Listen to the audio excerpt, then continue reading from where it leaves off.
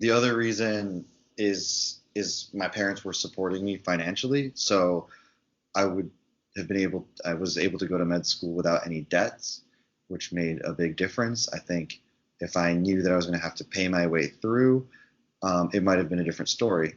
Yeah, it's a it's a topic I've been thinking about a lot lately. I think it was episode two or three. I interviewed my buddy Michael Tobin, who's I used to write for the paper with um, back at the University of Oregon, and now he's interning at the Wall Street Journal. And he basically spent the whole summer working on this piece that was basically kind of exposing all of these sort of these companies that are promising to like get rid of your student debt, basically offering either services that were complete scams or basically something that the government is already able to offer.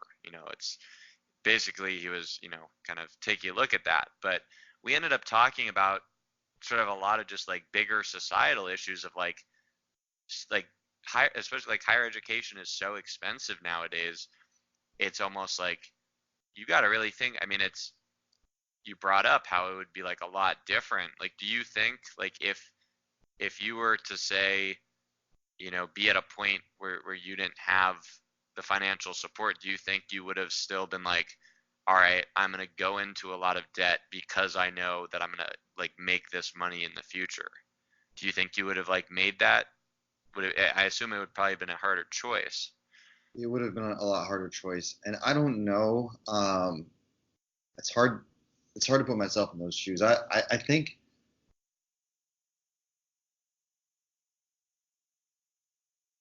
yeah. So what in terms of being a doctor, it's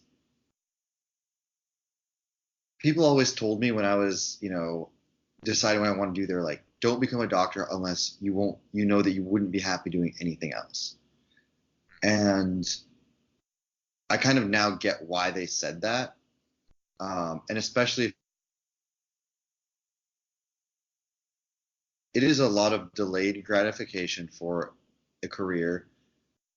It's a very rewarding career, but there's a lot of things that people don't really talk about, um, that you could consider to be negatives. Like it's not a very creative profession.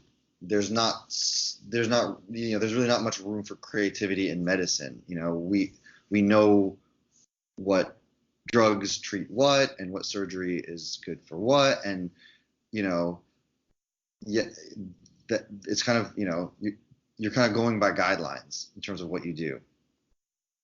um, and as far as helping people, yes, you are helping people, but so are people in a lot of other professions that are creating value um, and improving the world. So with medicine, you're helping people on a one-on-one basis, but you also run into a lot of people that there's nothing wrong with them, and they come to you, and it's a lot of it's kind of reassurance, and you have to be okay with that, especially with the plastic surgery part of things. But even, doctors who work in the emergency room and primary care physicians find themselves, they might be dealing with people where there's really not that much wrong with them, and you're reassuring them. And then doctors have lost a lot of control of their practices over, the past decades because of insurance companies and hospitals, basically big corporations buying out hospitals and small practices. And there's good things and there's bad things about it.